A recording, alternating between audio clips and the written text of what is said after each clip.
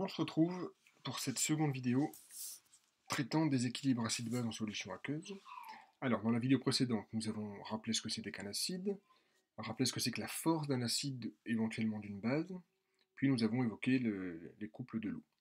Alors, il y a quand même une grandeur incontournable lorsque l'on parle d'équilibre acide-base, c'est le pH, dont on n'a pas encore parlé. Alors, pour introduire le pH, pour réintroduire le pH, quelque chose que vous connaissez déjà, on peut faire une petite analogie avec ce qu'on a vu en oxydoréduction. En oxydoréduction, il y avait une grandeur caractéristique de la solution qui permettait de savoir quelle était l'espèce prédominante en solution. C'était le potentiel, c'était E, qu'on trouvait avec la formule de Nernst.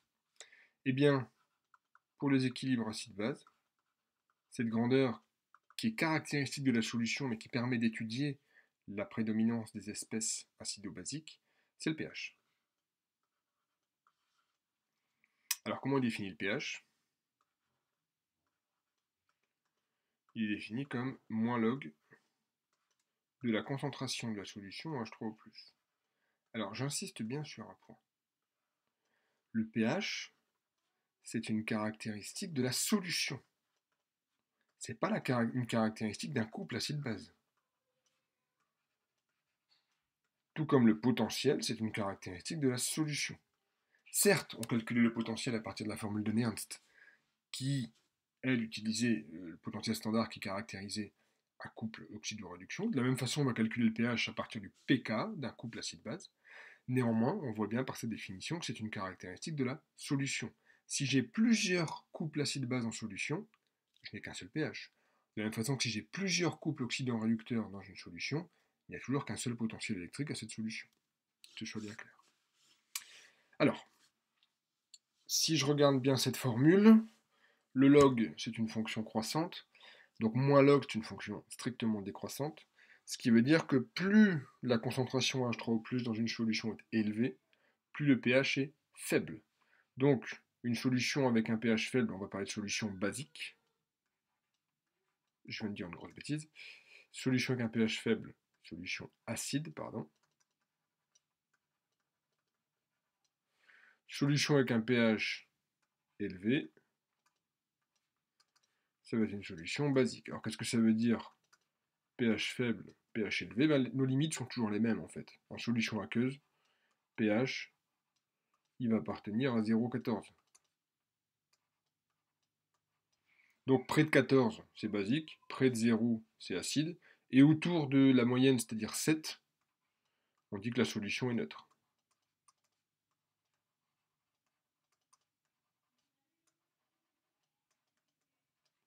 Alors pourquoi on dit que la solution est neutre autour de 7?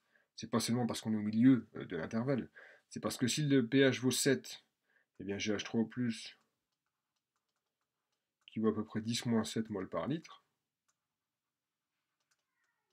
Alors j'ai oublié de le préciser, la définition rigoureuse du pH, c'est moins log de concentration d'H3O+, sur C0, avec C0 égale 1 mol par litre. Donc par abus de notation, on écrit moins log de concentration d'H3O+, avec concentration d'H3O+, en mol par litre. Et donc si concentration d'H3O+ vaut 10-7 mol par litre, et je sais que le produit de H3O+ et d'HO- vaut 10-14, et bien j'ai aussi HO- qui vaut à peu près 10-7 mol par litre. Pourquoi on parle de solution neutre à pH 7? Parce qu'il y a autant de H3O+ que de HO-.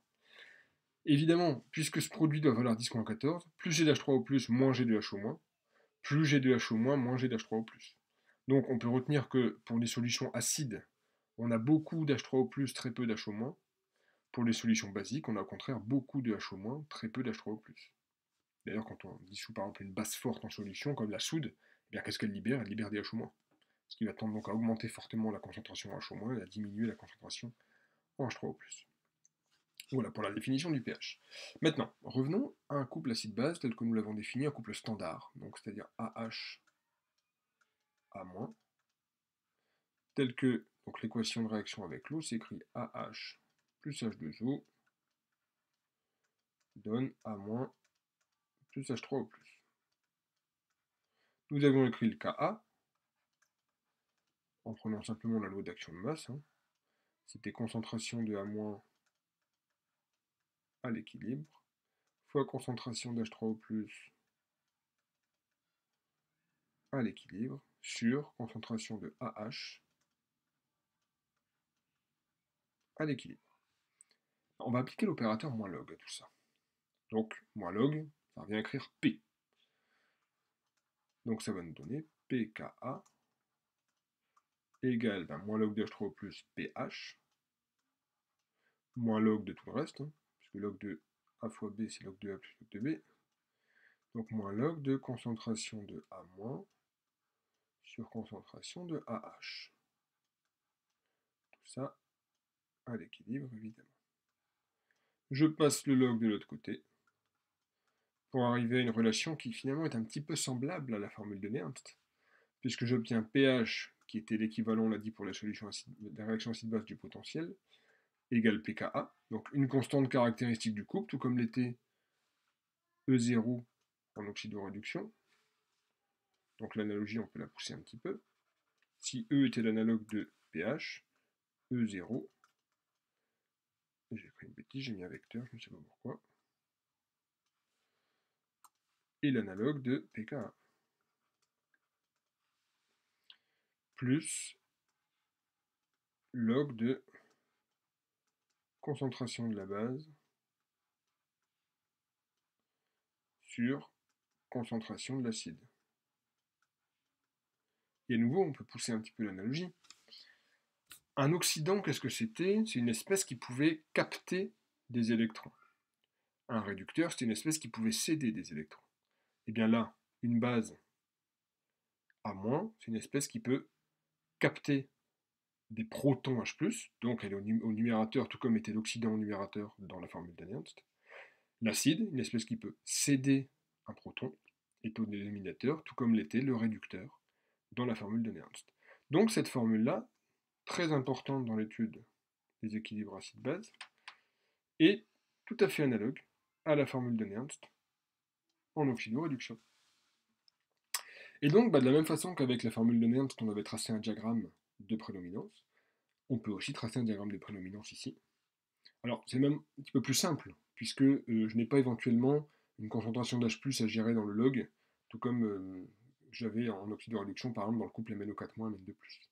Donc là, on va essayer de faire ça proprement.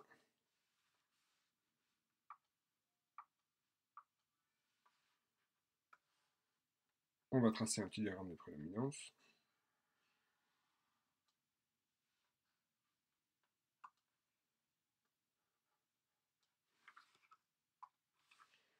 Donc, ça va être un diagramme gradué en pH, tout comme le diagramme était en potentiel pour les couples oxydoréducteurs. Et je vais faire figurer une valeur particulière du pH, qui est le pK du couple considéré. Pourquoi je fais ça? Eh bien, je constate que si le pH est plus grand que le pKa, ça veut dire que le log est positif. Si le log est positif, ça veut dire que son argument est plus grand que 1. Conclusion, il y a plus de A- que de AH. Alors, ce qu'on va faire, c'est que plutôt que de tracer le diagramme verticalement comme pour les couples oxydoréducteurs, on va commencer à introduire les diagrammes potentiels pH en traçant ce diagramme de prédominance horizontalement.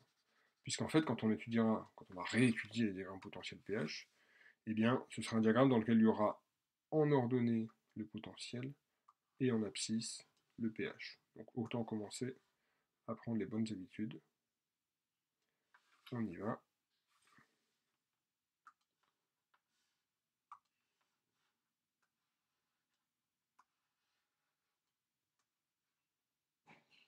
Voilà. Donc un diagramme en pH. Ici, je fais figurer le pKa.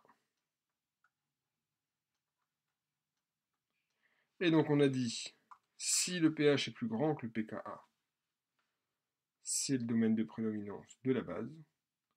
Si le pH est plus petit que le pKa, c'est le domaine de prédominance de l'acide. Donc ici, c'est la base.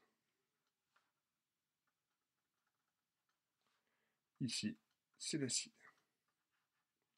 Évidemment, si j'ai un acide multiple, eh bien, je vais avoir acide 1, puis acide 2, puis acide 3, etc., dans l'ordre. Et donc l'exemple typique, c'est celui que j'ai mis juste après, c'est l'acide citrique. Donc c'est un triacide, on va écrire simplement sous la forme H3A. Et j'ai fait plus que tracer un diagramme de prédominance, puisqu'on vous dit bien dans l'énoncé, certes il y a le diagramme de prédominance, mais il y a aussi des courbes de distribution. Donc une courbe de distribution, ça indique non seulement la prédominance, mais même, ça va plus loin que ça indique le pourcentage de chaque espèce en solution au pH considéré. Donc chaque espèce, si ça va être quoi? Bah là, au plus faible pH, c'est l'acide, H3A. Ensuite, ben, première base, H2A-. La deuxième, HA2-, puis A3-. Et donc, ben, on constate qu'à faible pH, c'est évidemment H3 qui est prédominant. Au-delà d'une certaine valeur de pH dont on va discuter, H2A- devient prédominant, puis HA2-, puis enfin A3-. Justement, cette valeur de pH, ici, ici et ici, ben, si on réfléchit bien, c'est un pH auquel il y a autant d'acides que de bases. J'ai concentration en H3A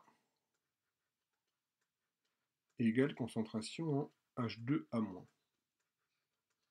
Mais si je me fie à cette formule-là, le log vaut 0, et donc j'ai directement pH égale pKa1. En fait, ça revient à se placer ici, à la limite entre les deux domaines de prédominance, sur le diagramme de prédominance. Et donc sur un diagramme de distribution, tout comme sur un diagramme de prédominance, je peux dire directement les valeurs des pK des couples. Il suffit de regarder les pH auxquels j'ai égalité des concentrations entre l'acide et la base. Donc ici, comme c'est un triacide, j'ai 3 pKa distincts. Et on a terminé avec cette seconde vidéo. Donc je rappelle les points essentiels, la définition du pH, le lien entre pH de la solution et concentration d'acide-base, et surtout le pKa du couple considéré, et la notion de diagramme de prédominance et de diagramme de distribution. Et donc il nous reste une vidéo pour terminer ces révisions sur les courbes, les équilibres acide-base.